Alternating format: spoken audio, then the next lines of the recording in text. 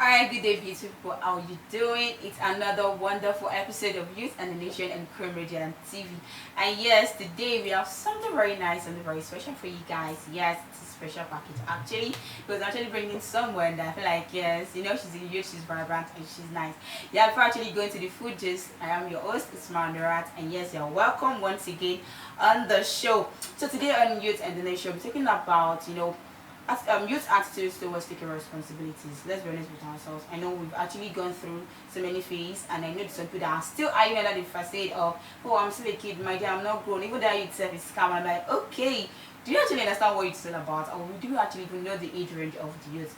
I don't think about this based on different countries. Some people believe youth starts from 19 to 25, some people like 25 to 35, whatever. As long as you are still agile, you're still vibrant, and like my dear, you are a youth. So yes, take off your responsibility. So yes, as I was saying, I have someone in the show. Yes, someone who is actually going to work hand in hand with me. I will actually talk things out about taking responsibilities pertaining to youth. So yes, guys, I'm going to welcome Ayo Middleton. Good afternoon. Good afternoon. How are you, girl? I'm fine, thank you. Yeah, actually, you look so nice. Oh, thank you. Alright, so I was going to talk about youth taking responsibilities. As I said earlier, so many of us have actually gone through so many things that I feel like, okay, it's not my problem, it's not my business. Oh, I feel like I'm not going to recognize, oh, even if I do this, people won't actually take notice, or it won't matter. So I'm like, okay, let's actually call a spade a spade. When I was to say youth are actually, they're actually ready, or rich youth should actually just stand up or man up to take responsibilities. When can we say youth should man up to take responsibilities? So, like in Nigeria today, like half the time, youths are very nonchalant about so many things that are going on. So it's just if it's not going to affect us anyways, or if we feel like we're not affected, if it feels like okay, I can survive 70% of this problem, and it's not my business. Like for example, there was someone that made a tweet of how we took it so personal when the government banned Twitter. Like legit, everybody was complaining like, how do we do this? How do we do this? And then next, say 3 months, everybody was off the topic, and then it was like we're bringing in this same energy towards this fuel scarcity yeah. ish, and like everybody's just like it's like, is it not our concern? Like, are we not concerned? Does it not affect us? Why are we so quiet about it? And then there are things where it just feels like we've talked a lot. Like youth of Nigeria, they are easily discouraged. So when we do the talking ones, we just keep quiet, or we throw the whole burden on one person. Exactly. And if it doesn't go right, we still come together and blame the same person. That's what I've noticed about Nigerian youths of today. And then you said it all, I pray God just helps us. In fact, there was a time that I actually noticed something. So there was a time when okay, we're actually in a place where we actually chose a youth to be the leader of something. Fine, this thing has to do with you, sharing certain things. And then I was like, we've seen the whole stuff that this person was of, like the mismanagement was top notch, and I'm like, God, I can't believe you actually thought this person was better for this position. Then another person back to Nigeria that if it was the government, we all go, oh, the government is bad, this and that, this and that. I'm like, but then it has to do with we youth, and we're all keeping quiet. Let's be honest with ourselves. If we can actually face things now, then why blame the government? I mean, it all starts from the roots, right? So if we are not ready for stuff, why even blame the government? I mean, these are the so-called future leaders of tomorrow. If they are being, these old gluten kind of like, they are all kleptomaniac and very shitty and the likes, but they keep making it sound like the government actually the problem, but then nobody's going to take responsibilities. Once again, youth needs to start taking responsibilities. So now moving on to the first thing that I'll talk about responsibilities. Let's look at youth attitudes towards politics. I know I actually talked about it before, but in a way I feel like it's still something we need to emphasize on. I mean, we've seen youth that come up to say, okay, I want to go for this, but then I feel like there are few, even the ones that come out, they're like, my dear, let me not be as if I no try at all. Like, you understand? They're like, whoa, you get, I know I won't win. So I'm like, are we actually ready to actually take this responsibility? Because if this is the mindset our leaders are bringing out, then probably they might not have gone to where they are. So what do you actually think is the problem towards youth not taking responsibilities, especially when it comes to politics? For politics, Mhm. I think it still has to do with discouragement based on there's a stereotype around parties, for example. So it's like nobody wants to be the good egg among the bad eggs in each party. So everybody feels like, for example, there's a stereotype that okay, PDP and APC, as powerful as they are the They're like bad the only. eggs, I say, they're and like the nobody only. wants to be associated. It's like when you come, Yeah. when you are like, when they ask you what party you support, and you're like APC, and then you look like you get, and then yeah, you say PDP, they're looking at you like So that's like, but there was a time when they said they wanted to make up a youth party, and that was actually fine. Yeah. But I just feel like when we're together in one place, when like nobody is struggling to correct ways in the already existing parties, and we're trying to, it's not going to work because these people already have built up that legacy. You can't just come up with a random, when you follow the legacy and then you make it right. I think that is more, that has more accolades in it. That's more appreciable. It's like you actually made a change, not when you like just come together and do. Well, Nigerian youths are trying, honestly, but towards our politics is different. Like barely anyone younger than the age of 40 comes out to take any position these days, and it's looking like where are people going, and everybody's just carrying their bags, snapping pictures in the airport, and they're like, Nigeria has done me bad. Like you people will not come and make this country better. What's happening? So that's like, it's just very, it was more of discouragement, because we've talked actually. Nigerians have spoken. The youth have given their words. In one way or the other, they've made complaints. We've lost youths due to bad politics. It was up to the government, in quotes, to make a step, to take a step towards changing things. And when they are saying that their youths are, instead of getting benefits from this thing called politics, they are at the losing end at most. And then they're like, oh, I can't do it because Nigerian, youths generally are easily derailed from stuff. So they're like, what am I doing here? This is not benefiting me, or why am I still here if it's going to kill me at the end? Like, we don't have that striving energy. So it's like, let me go to where it's better for me, or let me go to where it's better. So that's just the old thing about Nigerian youths and Nigerian politics. This is something other thing that I actually picked from where like everybody believes we have just two particular parties in Nigeria. Yeah, and I mean we've seen some that actually, came out to contest under a particular party that I'm not going to mention. They're probably because they lost, they actually, did this carpet crossing thing and just, switched to another party. I'm like, okay, so you are confident that this particular party you are will actually earn you your spot. I mean, I don't know if I'm allowed to mention, but then I know of people that actually, there's a particular musician, very popular one, that was in a particular party before, but then he lost. Now, I saw, his banner, everything. I'm like, okay, Baba don't switch to PDP. Okay. So I'm like, okay, so now it tells that the other parties are not actually doing much, or these two have just, built this strap and tread that I'm forget it. If you're not in these two parties, you are losing. I feel like that's another problem that we youth have, because somebody feel like you need to have like a godfather who has another godfather somewhere, another godfather somewhere, before you can actually reach the top. And I just feel like this discouragement is truly, I will actually succumb to your opinion, like it's one of the problems we are facing in Nigeria, or let's just say we youth are actually facing generally, because the thing is many of us want to stand up ourselves, with the help of someone somewhere. And that's the problem. You can't actually go find a job without the help of someone somewhere. So probably if someone can really stand up for the youth, not someone that thinks he's a youth, excuse me, mark my words. Someone who is stand up for you, not someone thinking that he's a youth. But then, my dear, we ain't going there, because it's a no topic for me. You understand? But regardless, if someone is ready to stand up for the youth and sponsor them without asking, not asking for probably 5% or 10% later, but you just be like, okay, you know what, guys, I believe in you. Whatever you do, I'll support you as long as you are on the right path. And I feel like probably the youth might actually come out more. And for those that run me with God, my God is watching over you.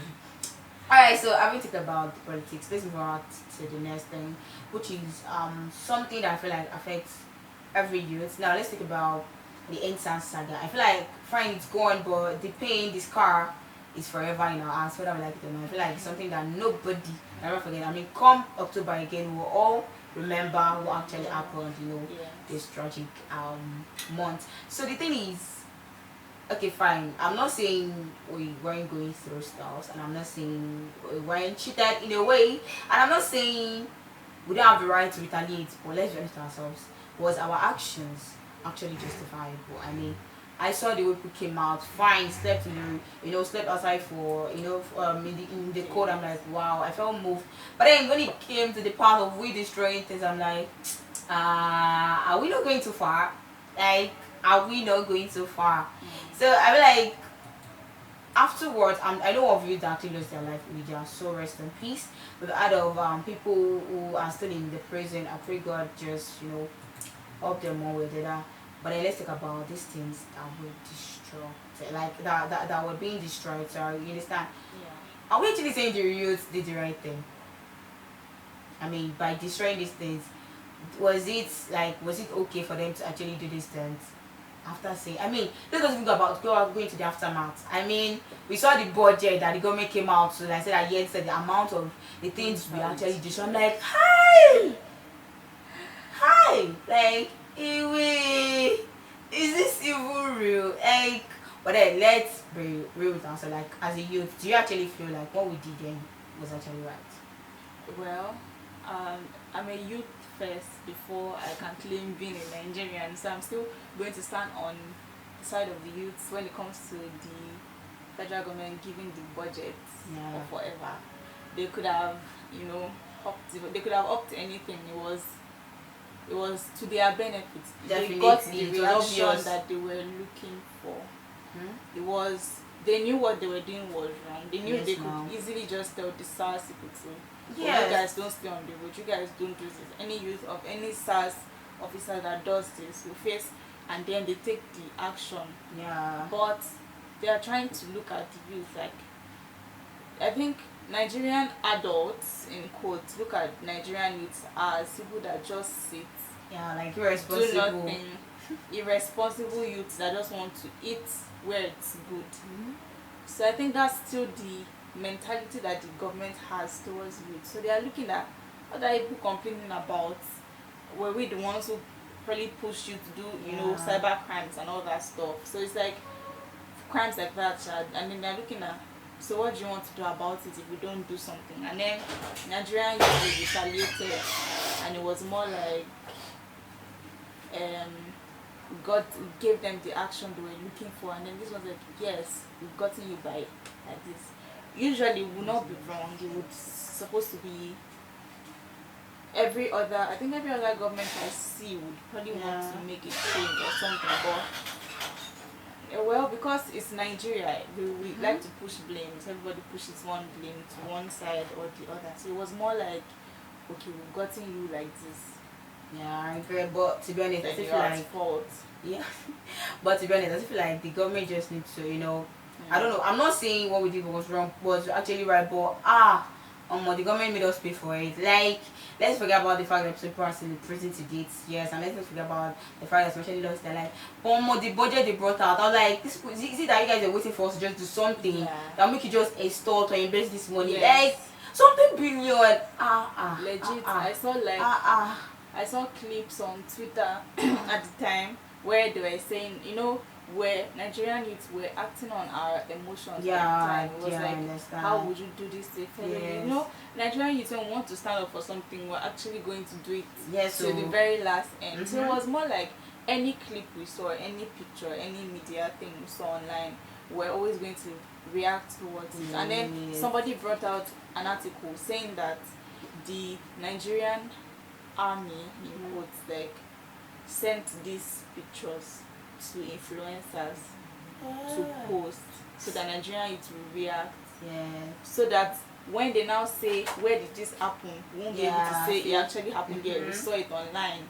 And then they're like, this thing has happened since 2020. What are you That was this like thing has that happened too. since 2018 or 2016. You get, throwback, and then we actually felt like when I read the article, I actually felt really stupid at the time, but that didn't change my focus on the fact that okay, we actually need to stop police brutality and all that stuff. But at the same time, I think we should stop acting on our emotions. Yeah, I feel like that's the problem. General media ish. That should help us now. So hopefully, yeah. So I'm just saying, like, I feel like fine, we've actually made the mistake, but we need to just very careful, especially with things that we do. I mean, let's be honest ourselves. There's no one that will see such a thing and will know, flare up or something. But regardless, let's try to keep our emotions in check so we won't be used again. Please, very important. All right, now so rounding up and something. There was a time they actually met someone, and the person was like, I can do this, and I'm like, wow, this guy, that was very nice, that was brave. If you do this stuff, trust me, you go far. The guy said, it's not like I won't go far. I will go far. But excuse me, as long as in Nigeria here, it's a no-go area. I was like, true. Like, what does that mean? Or like, if he does this stuff in Nigeria, it's not saying some people won't appreciate him. But the thing is, would the government actually appreciate him more? In fact, what am I saying? Let me give an instance. Okay, my school, a school in Lagos, still let me mention the name, a very, very popular one, did the convocation of recent. And the funniest part is, being the best graduate student, what was expected? Because as of last year, our best graduate student getting like 1 million plus scholarships, everything. And yes, the guy would forever be glad that yes, he spent hours reading and studying. Then this our best graduate student was even higher than one of last year. Please ask me how much this guy got. I doubt it was even up to 400,000 naira. I'm like, bruh, who does that? Like, this guy wasn't well recognized, and in the end, they ended up turning our convocation into a campaign ground. So in this case, I'm like, I don't really blame this guy if he says he doesn't really want to, get so much involved in anything else in Nigeria, because he knows in the end he won't get recognized. But in another way, I'm like, do we actually need to keep that mentality? Like, do youth need to keep the mentality that whatever stuff they do will actually not go far in Nigeria and they will not be recognized? Do you feel it's actually right? That one has to do with your own belief and your esteem. Like when I was in say part 3, I always told myself I studied microbiology. I always said I was not going to go in the line of microbiology. Never. Like even if I had a PhD, nothing will make me go into lab, because I always believed that talent first before education. Like talent to get you places where your certificates won't necessarily get you to. Like certificates is limitless. You can always improve on your talent. You can always add more to your talent. Like once you keep doing, once education never stops, it always continues. But your talent to, like, even if you can't do as much, but if you are really good in this thing, you see people that we see. Okay, we go into tech. People that are in tech, we see them do. Most of them don't even necessarily know much about the other part of it, but they are doing wonders with things they know, compared to those that actually went to study something called computer science, and they don't even have to turn on their computers, something like that. So that one also, then the attitude of others towards someone's talent. So if someone comes out to say, oh, I'm good at this, and he doesn't have the quote leg to push him, or does not have that right, like if you're not giving your business to the right, social media influencer, go far. You might not really go far. Or if it's like, or if you're not selling to, say, if you didn't post it and then a celebrity didn't repost or retweet, you won't really get that far.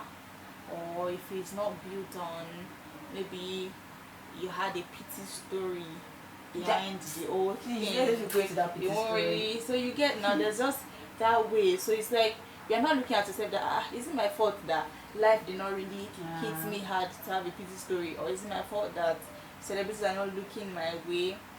So that way, I just feel like Nigerians in general, if not even the youth, should, like, anytime somebody says this, we have friends that that they won't repost your business. Very well. But when it's something that's okay, say maybe I have a YouTube channel. I'm a random person. I'm totally random. I have a YouTube channel. I do something that is really fun on my YouTube, but because I'm not as popular as say these social media influencers as they are now, and they also have their own YouTube channels, and I'm seeing my own friends reposting their own channels, and my own is like in their archives together. I'm already discouraged. I'm like, also, what am I doing about this whole thing? I'm just that way, Sha. So I'm like, when I'm seeing and then you go through articles of people abroad, and I see them doing 2+2=4, and everybody's applauding them, and they're like, I can do better than this.